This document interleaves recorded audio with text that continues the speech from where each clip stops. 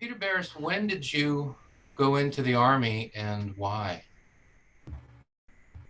Well, I was actually born into the Army. My father was in World War II as an enlisted man in France. He was a rifle squad leader, and he came back and finished up his university education and looked around for other jobs. At the time, they offered a program for World War II veterans enlisted to become officers once they finished their degree. And so he went to Fort Benning, Georgia in early 49 and participated in this. I'm not quite sure what the competitiveness, I suspect it was a point system. And he passed and he was commissioned as a second lieutenant. So I was born in Fort Benning. And 18 years later, in the interim, of course, my father being a career Army officer, we moved around a lot.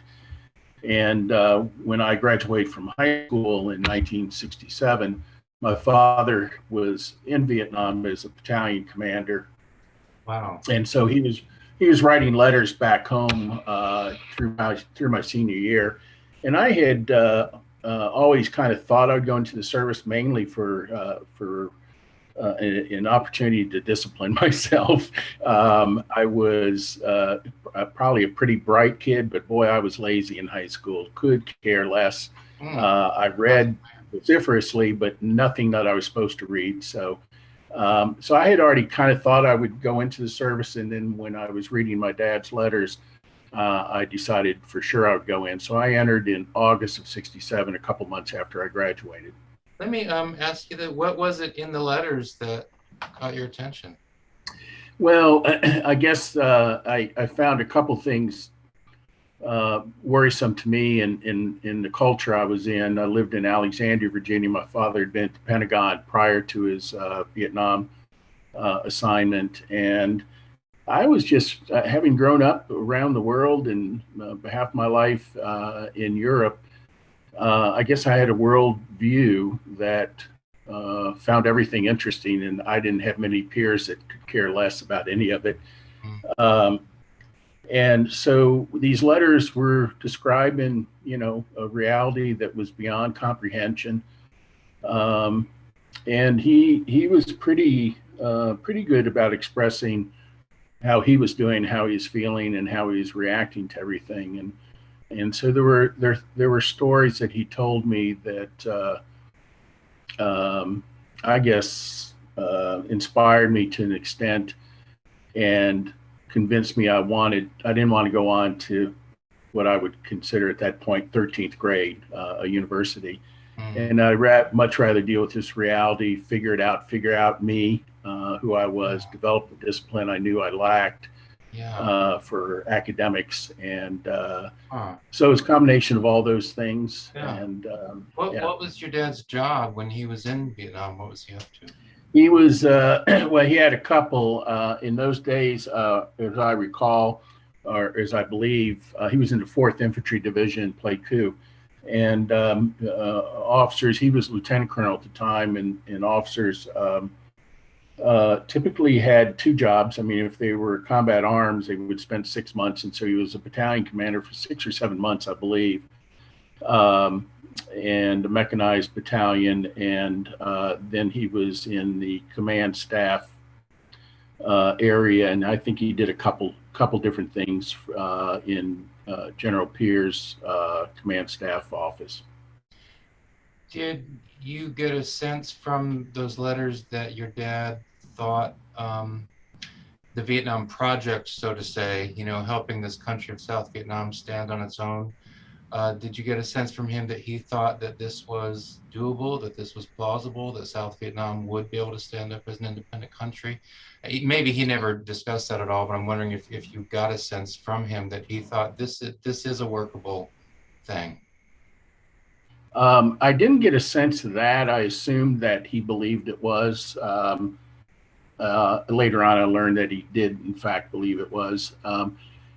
What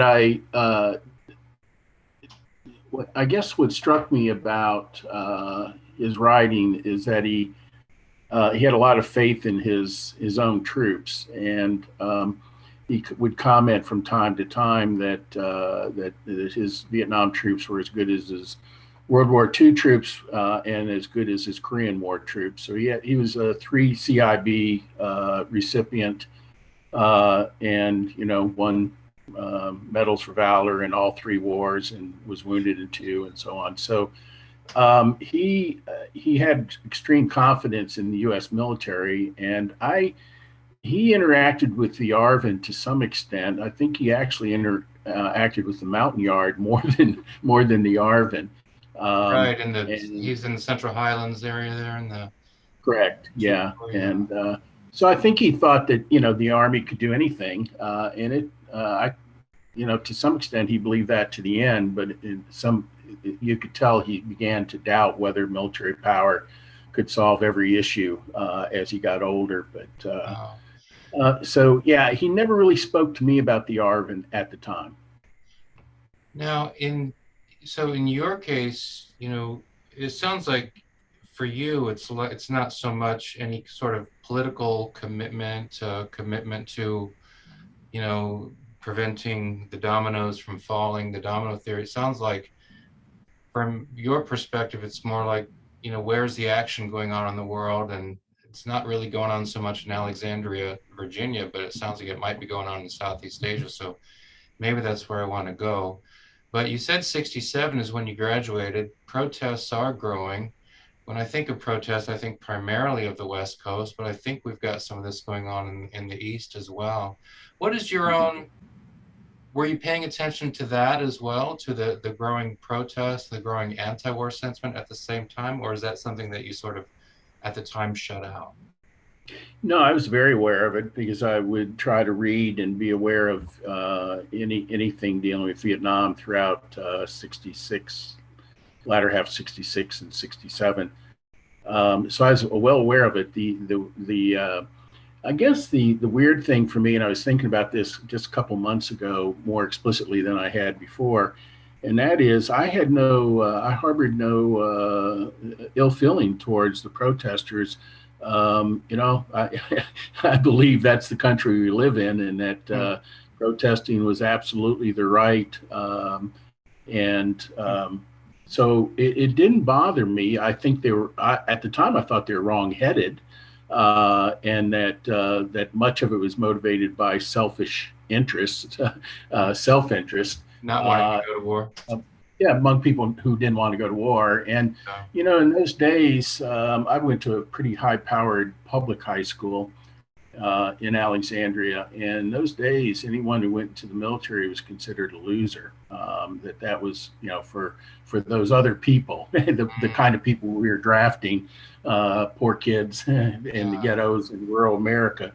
And so there was a loser image to it. And that kind of alienated me from the rest of my peers, but it didn't bother me. I was raised in a community where those people were heroes, and those people were Hmm. living up to their responsibility and their duty to their country, and so that it didn't bother me that I was considered a loser, but I guess I held some ill feelings that these protesters were simply watching out for their own butt and not looking at anything at a larger level. Wow. Um, Now you enlisted in the army then? I did. You I was not gung ho. I wasn't there to really kill commies or any of that. I believed in the domino theory, and I believe that this was a battle between communism and democracy. That all evaporated pretty quickly once I got there, but I believed it throughout high school. it sounds like in your case, you're smart, you're interested in the world, but you're not necessarily interested in sitting in a bunch of college classes. Um, you're not really gung ho ideologically, so it sounds like when you go into the army, this is primarily. Well, let me put it in the form of a question. What is it then that you're doing? You're standing in the family line, right? You grew up in a military family, so you're part of that tradition. I imagine that's one thing you're doing. Is that it? Are you chasing adventure? Yeah, In your mind? certainly that. The other big component is a very, very, very strong sense of duty to country and responsibility to serve. My dad used to always talk about that being everyone's responsibility. And when I looked around, I certainly understood how the draft operated in those days. And I looked around, I thought it's not everybody's responsibility. There's a huge swath of people, me included, who have all sorts of ways of getting out of going. And so, what we're doing is we're putting this burden on those who have no voice, who have no alternatives, have no options. And so I felt as an upper middle class kid that we had responsibility to do that as well. And so that was a huge part of it, a huge part of certainly the tradition that my father had established, and I suppose in a 17-year-old mind, some need to kind of prove yourself vis-a-vis your dad's record, your dad's history. And then the personal things of discipline and getting my head straight and trying to figure out what really interested me. I mean, the idea of going to college at 18 and declaring a major, I mean, that seems so ridiculous. And now having taught university level for Yeah. 45, 47 years, it really looks ridiculous to think that any 18-year-old, most 18-year-olds have any clue as to how to choose their career or their major to get there. I want to fill in one gap. I think it's of interest for young people to think about this. As I mentioned, I wasn't gung ho. I wasn't out to kill people. I spent most of my life wanting to be a priest, and I suppose I didn't realize at the time, but I turned out to be a pacifist in most cases. Not a total pacifist, but so I thought what I would do is go in and become a medic, and that seemed to fill most of my needs. That is the experience to contribute, but not in a negative or destructive way, but to help those who are injured and help Vietnamese who are injured and so forth. So that was my plan, and I often wonder if I had done that, whether I would have had a career in healthcare. Oddly, I wound up in health education, but I have no health career credentials. But I took the exams and I went in to confirm I was eligible to become a medic, and he said I was, and I thought that was done. And then he said, but he said you scored well enough, you could be in military intelligence. And I went, oh, okay, well, what's that? And he goes, oh, military intelligence. He spoke about it in such glowing terms, as if this was a prize that I should grab. Many years later, I kind of figured out that there was not only a body count for recruiters, how many people they got into the service, but to some extent, there's a point system where if you get a grunt, which are a dime a dozen, you get X points. And if you get somebody who's higher up at the skill level, and you can put them in a more skilled position, then that's more points and so forth. So my presumption is that military intelligence was higher up on his point scale than being a combat medic. Wow.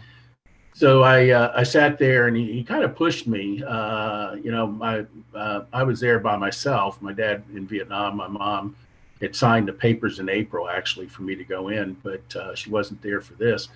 Wow. And so he pushed me. And so I started thinking about what I did most of my senior year, and that is spend time in Georgetown, Washington, D.C. at the bars and listening to music and having political conversations with college students. And I thought, well, if I'm talking to a young lady at a bar one night, and she asked me what I do, which one would be most impressive? So I thought, I think military intelligence would be more impressive. And on that basis, I made that decision. And what I tell young people is that I thought that was a decision for 3 years. And the reality is it redirected my entire life. So I wind up being an educator, not surprising, I suppose, given that start. And I wonder if I'd been a medic, would I had gone into healthcare itself. So Mm. I just explained to them that many times you make decisions you think are for 1 or 2 or 3 years, and in fact they may fundamentally redirect you. And Oh so yeah. to be more mindful about those Oh quote yeah. unquote short-term decisions. That's an excellent point. Well, you described yourself as a pacifist in most cases, so not, not an absolutist, but was that already true by 68? I didn't realize, again, in a way, in that I wasn't prone to violence. As I said, I took my Catholicism very seriously. My father had gone to Notre Dame for 2 years prior to going into the service, and where he was, saddled with a lot of ethic courses, and he practiced ethically as an officer. And I can talk more about that later. And in my experience, many did not, but he did. He Hmm. also finished up his education post World War II at University of Detroit, which is a Jesuit university. Oh, And so he was steeped in ethical studies and religious studies, and he lived that and he employed that in his career, and most especially employed it on the battlefield. you said that your dad, practiced the ethics that he learned as an officer. Are you able to is there an example or just a sort of a way that he conducted himself that you can think of to kind of illustrate that? How, because I think to a lot of people, the idea of ethics and war, these are, at the very least, there's tension between these things. But does something come to mind of a way to kind of illustrate what that might look like? Yeah, I have a couple stories. The one I'll choose to tell you is, and to set that up, whenever someone takes a command, whether it's at the lowest level, at the squad level, or command of an army, you typically have a moment to give a little bit of a speech to those you are now in command of. And in that speech, hopefully, typically you would kind of explain very quickly who you are and what your approach will be. So my dad told me a story years and years ago, and I went back to him later when I started to interview him much later in life. But he said his acceptance of command speech had a core in all three cases. At the squad level in World War II, 28th Division, company level in Korea, and battalion level in Vietnam.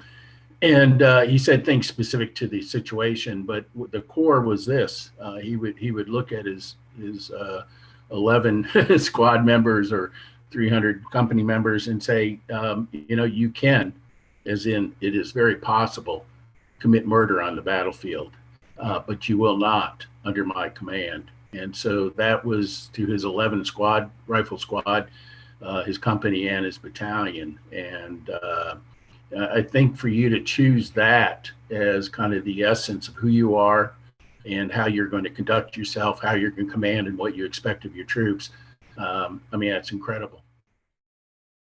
I remember one letter from Vietnam, and uh, when I went to basic training, he didn't write me until the very last week, and I kind of was wondering what was going on.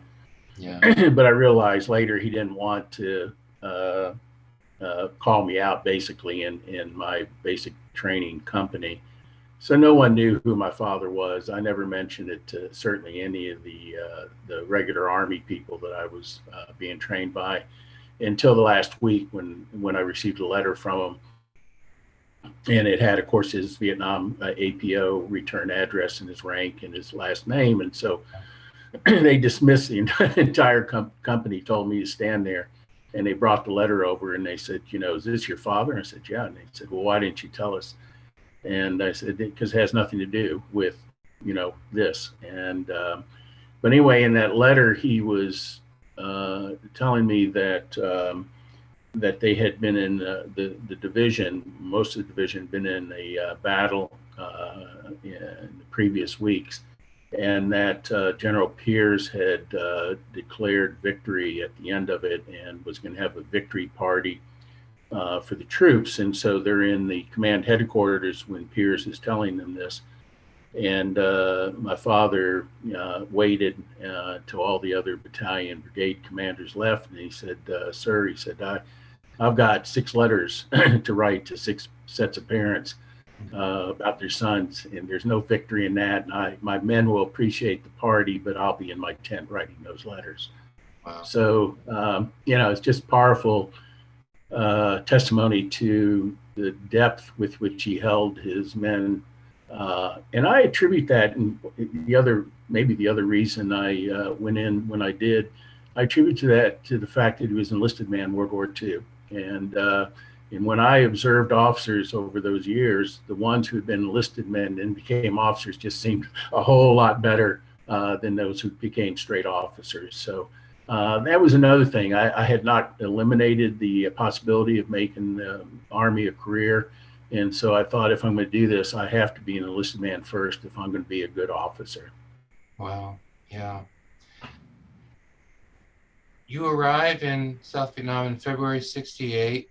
The Tet Offensive has, the Tet Offensive in most places is in the rearview mirror. I understand, folks will, talk about the reverberations that go on, and certainly up and away, it continues for a while. But you arrive after Tet. What is your very first memory? Well, I'm wondering if you have any memories of the flight over. I've talked to some of those flight attendants who are on these flights over, and it's been interesting hearing them reflect on being on these planes.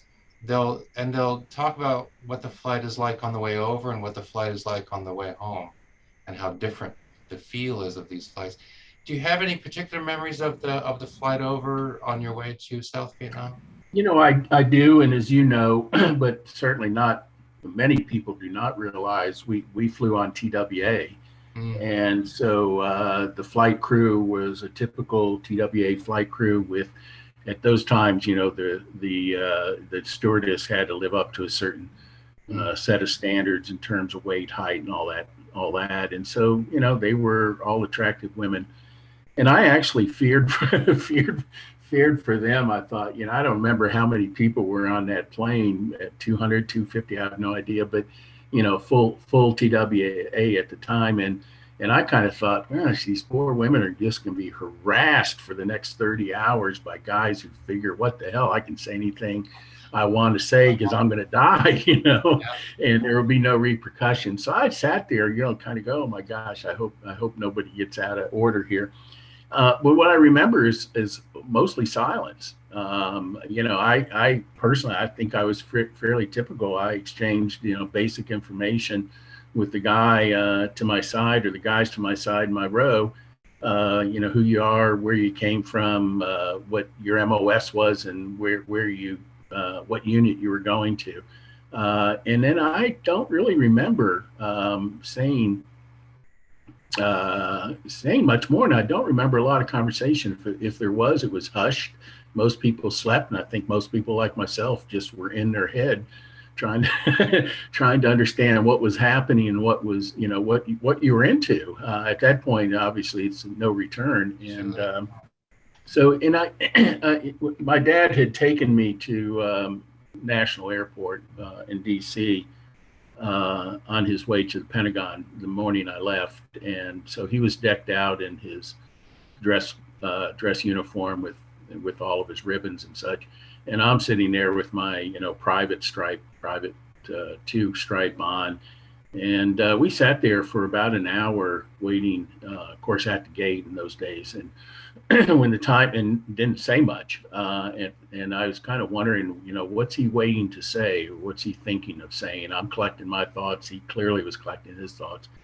Very, very little exchange. We walked to the gate when I was called, and he leaned in, hugged me, and said, he said, you're likely to face moral conundrums this year, and he said, one of those may be illegal or immoral orders. And if you are given one, trust your faith, trust your God, trust your understanding of the Constitution, international law, whatever, and make the right decision. And so I got on the plane, and I dwelled on that for 30 hours. I thought, holy cow, my dad is telling me that there may be situations where I have to disobey an order. Now, coming from a career officer, it blew me away. But anyway, that occupied my mind for almost the entire trip, and that was more important. I felt physically prepared by the military. I didn't feel spiritually or morally prepared in any way, shape, or form. And I got on that plane. I thought he just gave me some moral ammunition, and so that's how I spent my time. But I just think I was pretty typical. Most people were in their heads thinking something. In your year in Vietnam, did you ever need to use that ammunition your dad gave you? I did. I did.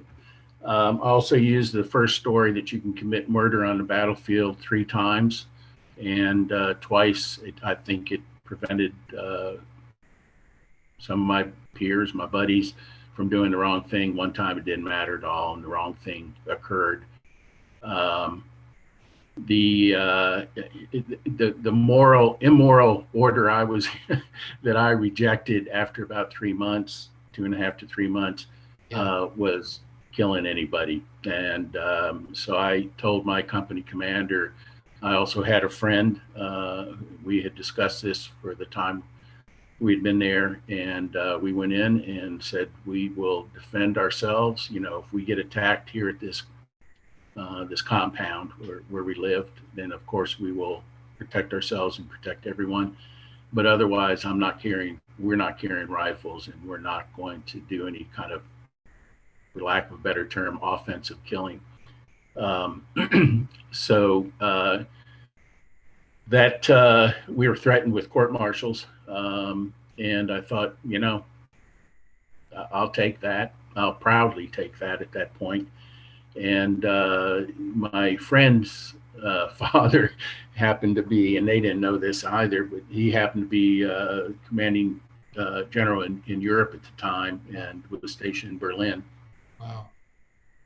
So my friend mentioned a letter to his sister in the States that we were going to be court-martialed, and she called her father in Berlin or contacted him, and then he radioed into this company commander and said, can't you find some other way to use these guys, and so we got called back in, and the first thing we were asked is why we hadn't told him that our fathers were colonel, and my father's full colonel at the time and a general respectively. And we said it has nothing to do with anything. In fact, probably neither one of our fathers would support us in this, but this is how we feel.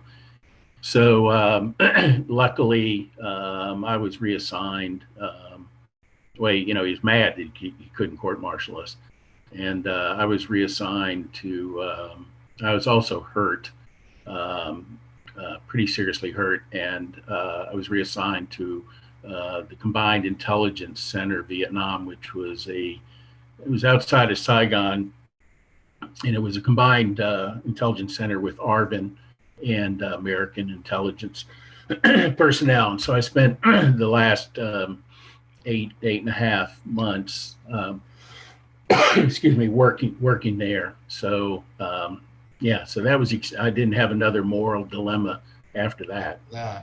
Well, I want to ask about your intelligence work, but you just said you were hurt. Was that? Yeah, I was injured running in the middle of the night during a rocket attack, and I either fell or I was blown a little bit in the air. And when I hit the ground, I was in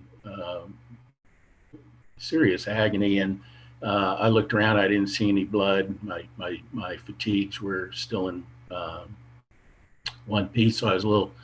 And I thought, well, maybe I pulled something. It was so painful, but I crawled to the wall where I was supposed to be, and didn't really pay much attention. Obviously, I was on alert. And when it was over, then I really became aware of the pain. So I was given a painkiller by a medic, and the next day I reacted allergically to that painkiller in a very, very life-threatening way. And I was taken to MACV headquarters and saw doctors there who normally took care of the generals and the colonels. and one of they took care of the allergic reaction first, and then they talked to me about, you know, what I had consumed. I told them this painkiller, and then they speculated that I had damaged my sciatic nerve, and that I would be shipped back to either Walter Reed, which is what I was hoping for, or Tokyo for neurosurgery. They did not do it in Vietnam. That never happened, and so I just lived with the pain Wow. for a while. But yeah, I cried out in pain quite often, and so Wow. they knew I could barely walk, much less, you know, walk on rough terrain or be, you know, be away from really a desk. I guess it's the only thing I could have done. So it sounds like that injury then um, also helped to make it possible then to move you to a different place to do different work. There, Yeah, and I may have been moved there anyway, because in that first 2 months, I didn't know what my job was going to be. A lot of us were just put on guard duty, and we spent a whole lot of time building, reinforcing bunkers and walls, and pulling guard duty. yeah. And so very few of us were actually dispersed to do the jobs we were supposed to do, and people wound up going into the field as interrogators or command posts at various units as analysts and so on. So I didn't know what I was going to do, but it turned out that I was assigned to this, and so that may have been in the cards anyway. But I kind of thought it was a combination of two things. One is the injury, and the other is that my political point of view is now well known. Yeah. And again, I do want to come back and talk about your intelligence work there, but you briefly, a few minutes ago, I think you referred to, if I heard you right, three murders, I think, if that's the word you use, and that you were able to prevent, or two of them, but then one you weren't able to do anything right. Did I hear that correctly? That's using the story of my father's command speeches that you can commit murder on a battlefield, but you better not. And a lot of guys didn't understand that. They thought war is war, war is hell, and anything goes. And you know, unfortunately, a lot of people still believe that. So the idea that you could actually be in a war on a battlefield shooting at somebody who's trying to kill you and still commit murder was pretty alien for a lot of people. Mm. So that was a story I used 3 times. Um, the first one is probably fairly instructive. We are very new, maybe a week, 8 9 days in. All the guys I was with, and we were sent away from a fairly secure compound where we're, you know, had great walls, sandbag walls and bunkers, and plenty of uh, plenty of weapons. And we were sent to a piece of property that we refer to as the plum farm, and it was in the middle of nowhere, and but on a route into Saigon. And so the idea was to have a lot of guys circle Saigon so that the enemy couldn't come back in like they had at Tet. And when we got there, we were it was a small group of people. We had 4 bunkers at 4 corners of this compound, and we had 3 guys in each bunker, and then a sergeant E6, I think. But we were all FNGs. We were all brand new guys, Yeah. and scared, confused, you know. So we were told the first day we got there, and we just took turns. We slept in that bunker, and we just took turns being on guard. And we were told that there was a curfew in effect. So I'll just say it how it was said to me. Any gook out after 6 p.m. is considered to be a VC. Any gook out before 6 a.m. is considered to be a VC, and just go ahead and kill them. Okay. And so the next morning at 10 to 6 a.m., 5:50, we could see a couple of grass hooches down the road of some families, and maybe 4 or 5, as I recall, that were pretty visible to us.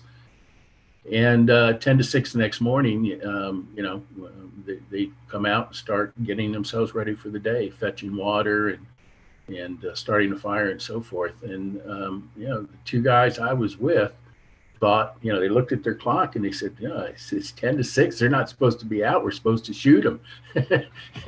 And I went, holy cow, man, yeah, war's not that exact, And so we sat there and debated whether we should shoot these people.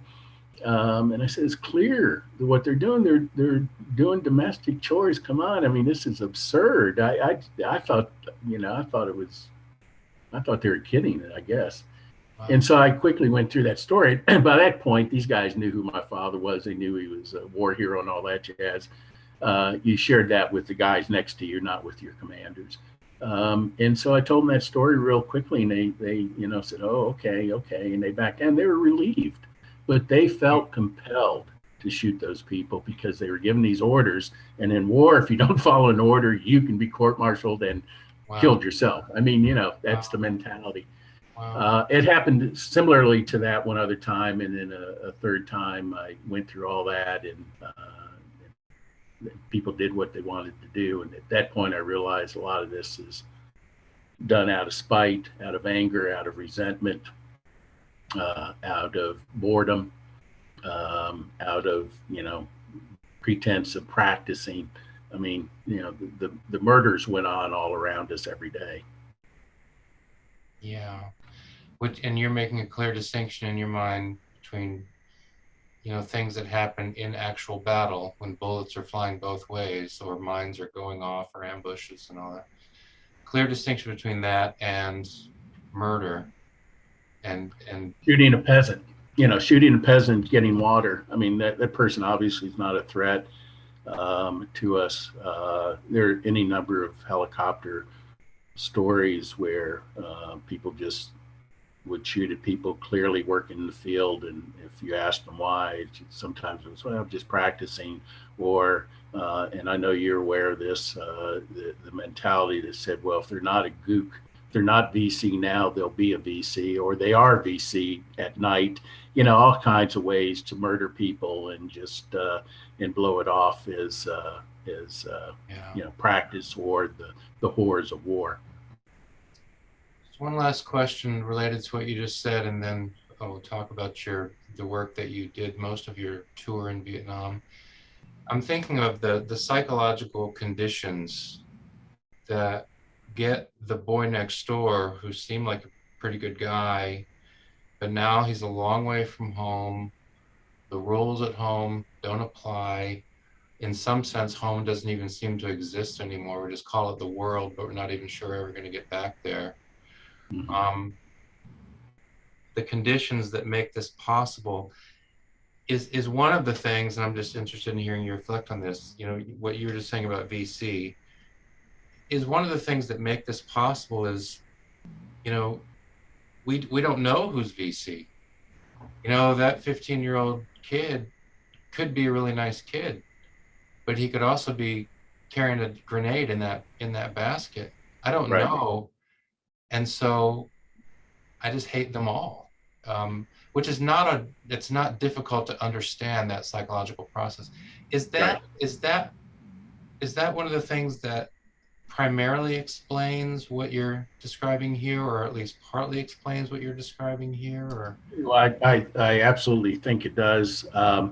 Maybe there's an undercurrent that has to be made explicit, and that is just the process of dehumanization.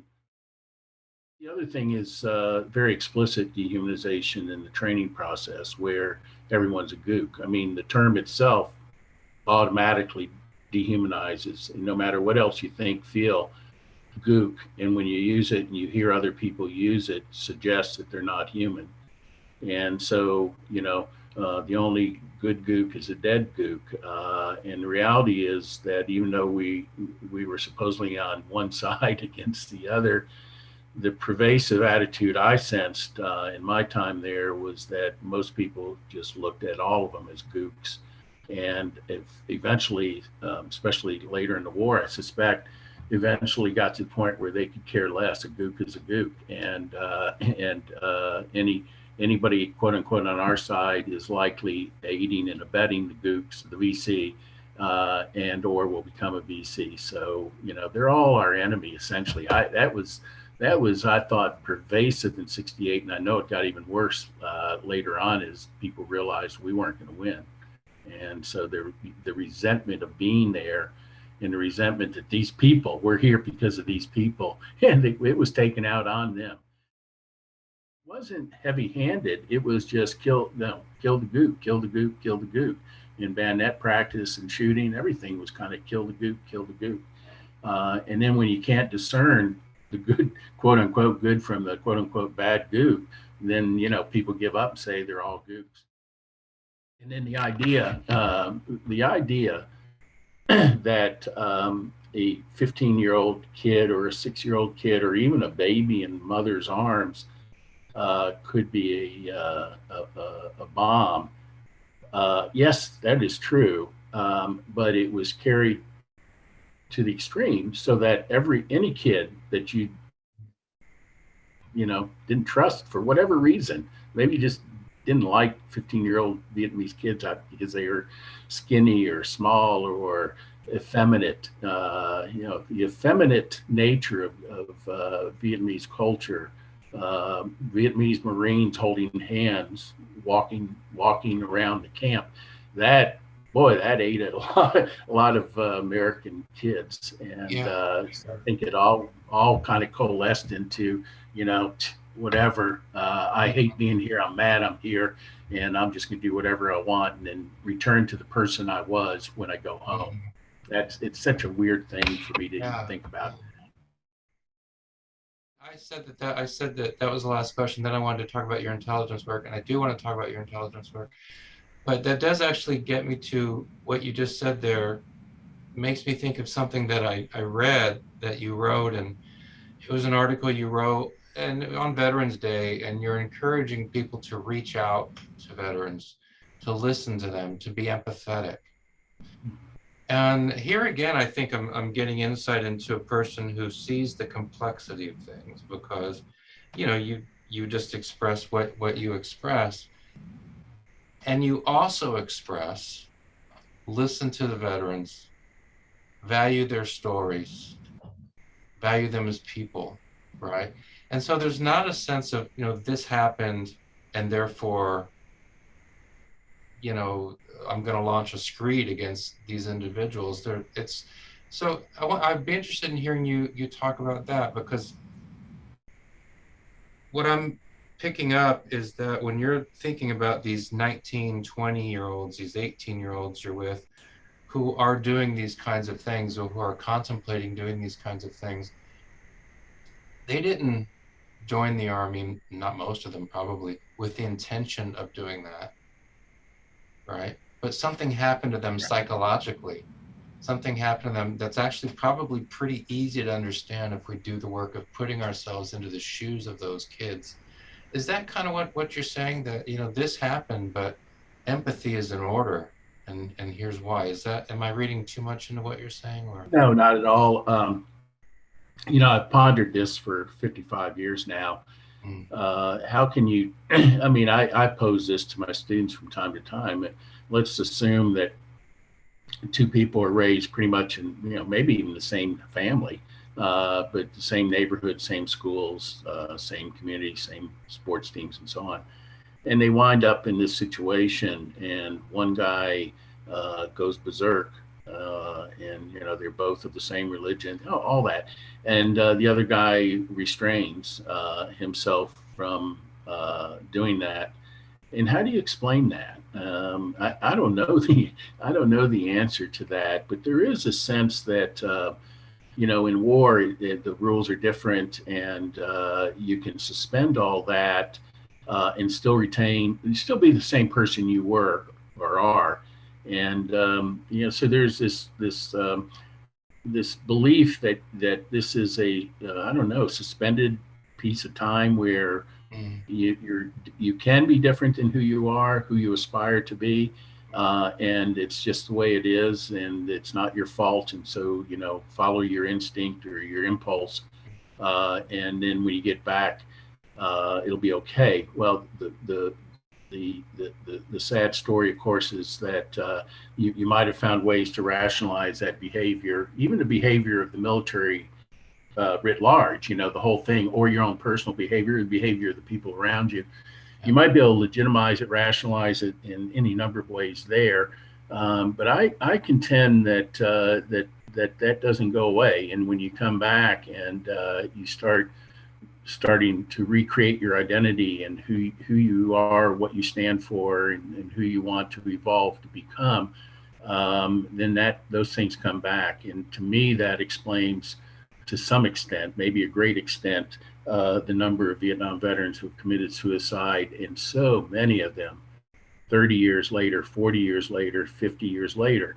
And in my case, my friends were highly successful Vietnam veterans. I had two close friends who were both medics. So these two medics, and I've wondered about this as well. I went in initially wanting to be a medic, thinking I would be able to do good, and it took me a long time to realize what a difficult job that was for young 18, 19-year-olds to be a medic.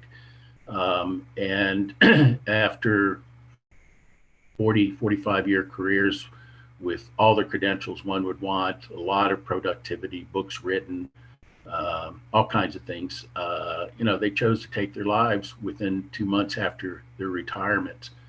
And so, these things just simmer there, and you can push them down in your ambitions to become successful, to achieve your goals, to get your credentials, to get the job you want, and raise your family. But at some point, when all that ends, I see a lot of people return to this issue of what did I do, and what did we do? What did we do? What was I a part of?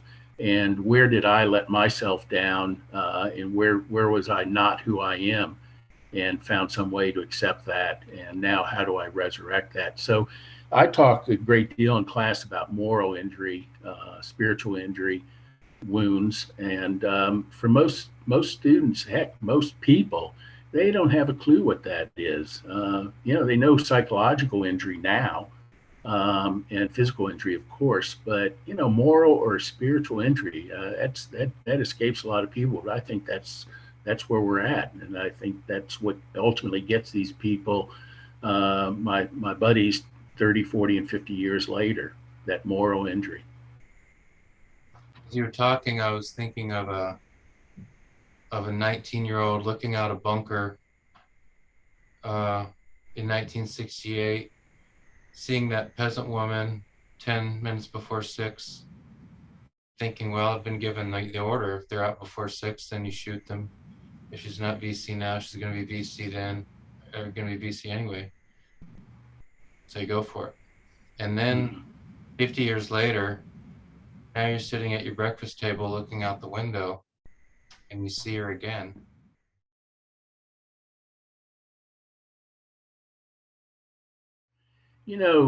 Preston, you're probably familiar with the documentary Hearts and Minds, which, I use it an awful lot in education, and I still think it holds up after all these years, and maybe in many ways explained us more and to a greater depth than almost any other documentary that I've seen. And in that documentary, they juxtapose two pilots, one who is gung-ho and comes home and tells little children that the Vietnamese were gooks and they're dirty and they didn't value life, and so don't worry about it, kind of a la Westmoreland's comment. And then the other guy they feature is he's being interviewed on his front porch, and it looked like a fairly rural area of Colorado. And he talked about being a technician. He was a pilot, and how he just reveled in his technical achievement, to fly these planes. And he said, I was just so impressed with myself, and drop those bombs on that grid point. I was told to drop them on, and just, it was all about being good at what I did. And he said, I never, ever, ever dropped my mind down 30,000 feet to imagine what was happening on the other end of my technical expertise. And so he's sitting on his porch, and he said, a couple of years ago, I'm sitting on this porch, and now I have three or four kids, three kids, and they're playing in the yard in front of me. And a plane going into Denver Airport came in very low and scared the hell out of his kids, and shook the house and shook the yard and everything. And he said, in that moment, he was now on the ground from what he was doing in Vietnam, and he understood there were kids playing, in Vietnam, and he was bombing them to death. And he said it freaked him out. But he here's obviously an intelligent guy, and he said, I just couldn't believe that I would keep my mind on that dashboard the entire time and never ever consider what the impact of what I was doing or we were doing really was. And it just shook him to his core. So yeah, it takes a kind of a recreation or of a scene that you experienced, and I could see out my window right now, and I can imagine someone coming out 10 minutes before some foreign power said I should, and then unleashing on me. So yeah, it's those kinds of things, I think, that bring you back. So let's talk about the work that you did in Vietnam. Now you were in Nha Dinh province, is that right? Yes. Now in 3 Corps. In military intelligence, what was the work you did? You'd already made it clear, I'm not going to, if I need to engage in defense, I'll do that. I'm a pacifist, not an absolutist, but I'm not going to go on any kind of offense. So you've made that clear. What kind of work then are you doing for most of your time in South Vietnam? So I was told I would be sent to SICV, and so I lived on there were a series of 3, maybe even 4 small compounds that constituted the 519th Military Intelligence Battalion. But I would say our size was a company size at best, probably 200 people. But I didn't really know, because I was in the largest of the compounds. And then there was a compound for the motor pool and the mechanics, and then another compound for other kinds of people. And people went in different directions. And sometimes they would leave for 2 weeks, 2 months, and then come back and be reassigned somewhere. So I wasn't quite sure. But when I got there, I was told that I would be doing a job for 30 days, but that was not my job. I was just going to fill in for a guy whose mother had passed. And as you know, the Red Cross worked out ways to get people home for 30 days for an immediate family member's death. And so, I knew he was gone 30 days and he'd be back on day 31 probably. So they said, you're going to replace him. And my job for that month, this is now March 68, I think, maybe the latter half of March, and for 30 days. And my job was to censor battlefield reports. And so we worked in a locked room, closed room. Nobody else could go in there. We had 3 censors. We worked 12-hour shifts. And every intelligence report, Army, Navy, Marines, Air Force, came into that intelligence center. And we read them. We read every single one of them, whether it was a Air Force report or a platoon on the DMZ. We read every single one, and we were instructed to pull those intelligence reports that might embarrass, that, as I remember, and maybe I've made these terms up over the years, but essentially embarrass or compromise the American war effort in Vietnam. And so in this room, locked, no windows, we had maps all along the walls.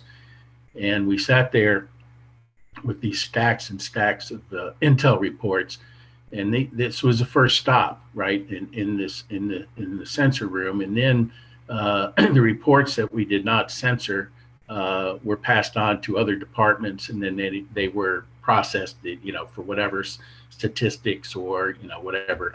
And so we sat there, and if you, as an example, if you picked up a report that said, we killed 12 VC, but then they didn't have any weapons, one would wonder whether they were really VC. We would read each flight, and we'd look at the grid where the bombs were dropped, and we'd look at large maps over our head. And if the bombs were dropped in Laos or Cambodia, they couldn't be passed on, right? Compromise the American war effort, reveal a lie. And so we had these, what today are lawn bags, paper lawn bags. I'd never seen them before. The tall, I mean, they're almost exactly the same. I remember them being a little thicker than the lawn bags are, but seemingly the same height, the same material. And we would put these reports in that lawn bag, and we'd fill up 6, 7, 8, 9, 10, 11, 12 a day. And then at the end of our shift, we'd take them out back and incinerate them. And we were required to stand there until every last page had turned to ash. And it was hot as it was hot as hell. So it wasn't anything we enjoyed doing, but there was no way you could allow something to go unburned. And then we go back and fill up another 10 or 12 and take them back out and incinerate them. So my point is that we were lying to ourselves, and we were lying to the historic record. So these cleansed reports, these acceptable reports, were passed on, and they were basically put into the history, the official history of our involvement in Vietnam. But it avoided all the atrocities, and those were they were unbelievable. What went on. And what I couldn't believe really was that these lieutenants, captains, would actually be totally honest about this, and to the point where they say, we went into this village and 6 of my guys took a 6-year-old out in the jungle and gang raped her and then killed her. Or, a couple of my guys split the stomach of a pregnant woman open, or slashed the throat of an old man. I mean, it just went on and on and on. And I couldn't believe we were talking about us. I couldn't believe we were talking about America. I couldn't believe we were talking about good American kids. How in the hell could this happen? And how could they actually put it in their report? I'd wonder if those were put in the reports these days, but in those days, people just went ahead and said, this is what happened. And, you can speculate some of the things we've already talked about to explain that they're gooks, they're only gooks, war's hell, these things happen. So, there's no sense to hide from them. So at the ground level, people were being honest, but at my level, we were destroying those truths. So I did that for 30 days, and that was one hell of an eye opener. So that 30 days went by, and it was probably good for me. I was depressed by it. I was shocked by it. I was shell shocked by it. And then I was shifted to the aforementioned statistics department, which is, I think, the second place that these reports would go. And I spent my time, the rest of my time there. And fortunately for me, what was happening is the Paris peace talks had opened. And so there was an attempt to try to get as much information to Ambassador Harriman and the negotiating team in Paris as we could. And so my job became getting, they would say how many guns were captured in this province during this period or during the year, the country, just millions of statistics. And my job was to corral some of those and then put them in some sort of context and write them up and put together, probably all told, there were several stages to it, but I would say a pretty damn good sized book. And I believed at the time, I was totally against the war at this point, shocked at my peers, many of my peers, but I felt like I was going to help end the war. And I was still so naive that this was March, April, and I thought, I'll get home before next February because the Paris peace talks will end this insanity and we'll all go home. So I was awake to the reality in many, many ways, but I was still very naive. And but it Wow. placated me, and it made me feel like I can get up every single day and I can do this all day long. And they were long, long, long days, and I just went at it with an enthusiasm that I never expected to have in the military, And this because I felt like I was contributing to the end. But because as if you know, the end came 5 years later. right, if you can accumulate all these stats that can get to the folks, working for peace, um, then the more stats you can get to them, then the quicker peace can come, and so that's what's motivating you. Yeah. Um, And and I is was that given a little bit of freedom to kind of contextualize it. I don't remember. I like to think that I, took kind of a critical approach to it, but I really don't remember, and I think I would be, making up my own story to believe that too much. But as I recall, I tried to put them in a context that was suggestive. That look how many weapons were captured in this province during this period of time, and look how many dead. And there's just no correlation between the dead and how many weapons, and that correlation should be a whole lot tighter than what it is. So, those kinds of things. So, yeah. So I have to say uh, I was saved spiritually in many ways because of that work. hmm, And one of the reasons I decided not to go back to the States and get out of it. And that many veterans have said this. I felt like I needed to stay and finish my time like everybody else. And so some people would take opportunities to get out, or even create opportunities so they could get out. And I felt, many people felt this way. It wasn't just me, but I'm going to see it through with my guys, and at the end, I'll go home. But I'm not going home short of that. Even if you hated it, even if you were totally against it, there was a pull to see it through to the end of your obligation. wow. So is this how you spend then the bulk of your year in South Vietnam, accumulating these statistics that are going to the folks who are engaged in the peace talks? And Yeah, creating the statistics. So when those reports would come in, what was left of the reports, we would read them, and then we would mark on those IBM cards. I would put in codes for the province, the day, the time, the report, wherever it originated from, the unit or whatnot. And then I would put in the data about how many weapons were captured, how many deaths, how many wounded, how many wells were poisoned, how many animals killed, whatever it is.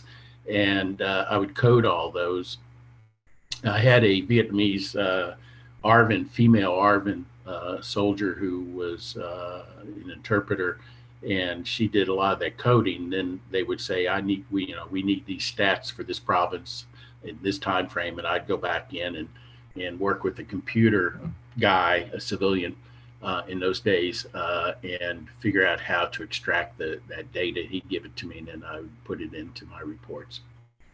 were you thinking of this in terms of the United States um, having you know, a check in the win column, like I'm contributing to something we can call a win, or I'm contributing to something that we can just say, okay, here's an honorable end and we're out.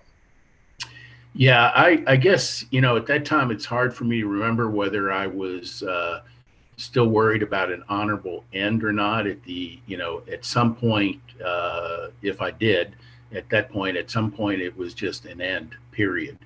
Stop Mm, the insanity, stop the murder yeah. of them and us, stop the destruction of their country, stop the destruction of their environment, all that. At the time, I don't remember if I thought there was any possibility of ending it with honor, and I was very well aware of the preoccupation in some ways to end something with honor. And of course, that went haywire with Nixon and others. Doing anything that bombing the hell out of people in order to somehow be able to declare victory. And at the time, I probably thought we could do it with some honor, but ending it was the honor. Was the main thing. You said that this second job, I think, very close to what you said, was it saved you morally. And I'm sure that that's a reflection back on that other job you had Yeah. for 30 days. You've kind of touched on it already, but I'm interested in hearing you flesh it out a little bit more. What toll did reading those reports take on you? How would you describe the toll that it took on you, so that the next job you describe as saving you in some sense? Yeah. Well, I guess, I had already picked up in the first weeks that what I was experiencing wasn't what I expected, wasn't what I was taught in terms of how we behave, we as a military, and what's expected of us individually in the military. So I had already started seeing that, feeling that, and turning, I guess, against the war in general. But those 30 days just solidified it. It was almost a complete disillusionment of almost everything I thought about us as a country, about us as a military, about my peers. And so I didn't have an identity as an American, or I was embarrassed by it at that point. I didn't, my own Catholicism was challenged in terms of why am I here, and why am I participating in this, and how can I work against it. Um, so I was pretty low, and so when I was given this, and I think in the first, I don't know, weeks I was in that second job, I'm not sure, we were generating information for the peace talks at that point. I don't remember when that began, but I remember distinctly when I started that, and then I never finished it. It just went on and on and on. That was the rest of my year. I remember distinctly, immediately feeling like, okay, this is all going on. It's horrible, but I myself can do something positive in this situation. And so that was that. The other thing is, and I attribute most of this not to my dad's ethical standings, but to my mother's raising of us. I engaged the Vietnamese. I found myself increasingly estranged to some extent from other GIs, who didn't feel the way I did, and so I engaged Vietnamese and developed friendships, and just wanted to have them tell me. My interpreter, she was married and had a couple kids. Some of the other guys would hit on her until it was clear they can't do that or shouldn't do that. But it was, strained, I guess, the relationships, and just professional. Give me this, I need that. Tell me and translate this. But I was interested in her family and her husband and her children, and so I did that with any of the Vietnamese that came, and I found it more interesting, certainly more interesting talking to Vietnamese about all of it than I did talking to other 18, 19-year-olds who were disgruntled, pissed off, and counting every minute until they could leave.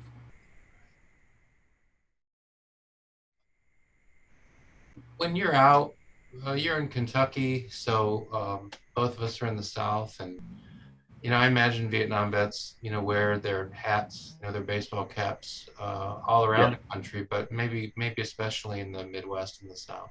Mhm. When you're at the store, when you're out and about, and you see that vet with his Vietnam veteran hat on, um, I wonder, is there an immediate disposition you have toward that fellow vet who's wearing the hat, who has the bumper sticker on the car, Vietnam veteran? Yeah, gosh, that's a good question. And yeah, I think about it a lot. And my initial reaction is I probably don't have much in common with this person. And I go to the VA. I didn't for 52 years. I've only been going the last 2 years, I think. And part of it is I didn't really want to come across other Vietnam veterans. The ones I met at the University of Kentucky as an undergraduate, they were like me. A lot of them actually were Army brats, and Mm. uh, Mm. and so we hung around. But I don't know that I can relate to most veterans these days because of the different perspective. I go to the VA, and I have a friend who works there who's also a veteran. He saw me the other day, and he asked me how my health care was. And I said, it's just exceptional. It's really exceptional. I wish I'd been coming here all along. But I said, I didn't want to come here. And now um, I still realize I didn't want to come here because I just don't relate to most of these people. And so when they come in with T-shirts or hats that um, suggest that somehow that war or any war is noble or heroic, or that they're heroic for having been there, I just don't have much to say to them. So I've been very selective. My veteran friends are almost all veteran for peace type people, and the gung ho ones I don't have much to relate to. I'm interested in hearing you flesh out at least what I've sort of picked up on a bit of a paradox. You were just, speaking about how you don't, how you just, you know, just because of your own experience, you don't really relate very much to the guys wearing the Vietnam vet hats, and you didn't go to the VA because you really didn't want to be around other Vietnam vets, etc. Um, and I've heard other vets say that, and then usually what that means when you look at what they do is, they really just, to the extent possible, shut the Vietnam War off completely. Um, but it's very interesting because at the same time, for years, you've been encouraging students to talk to the vets, engage the vets.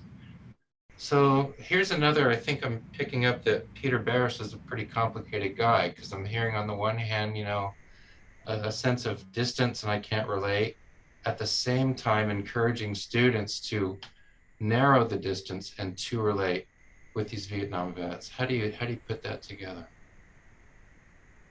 Yeah, uh, well, I think even for a veteran who is interviewed, well, my first motivation is give that veteran a voice, and I think it's something that a lot of them wonder whether their experiences will be remembered in any way.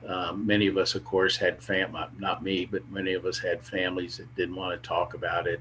Students tell me all the time that their family said, "Don't ask Uncle John about his service in Vietnam because it'll raise issues, and it'll traumatize them and all this kind of stuff." So the first thing is to give veterans that voice, and they take to it like I didn't really expect. I thought there would be a lot who say, "Nah, I ain't got nothing to say." But so I teach them first and foremost that every veteran has something to say, and that one of the obstacles they're going to face is that many veterans who did not see combat or were not endangered feel like they have nothing to say. And I said, this is in the military as well. I mean, in Vietnam, those grunts, they didn't have anything to do with the rear echelon guys, and there was a lot of hatred between Sure. the guys who did the real dirty work, and the vast majority, many of whom sat in pretty darn good comfort for the year they were there,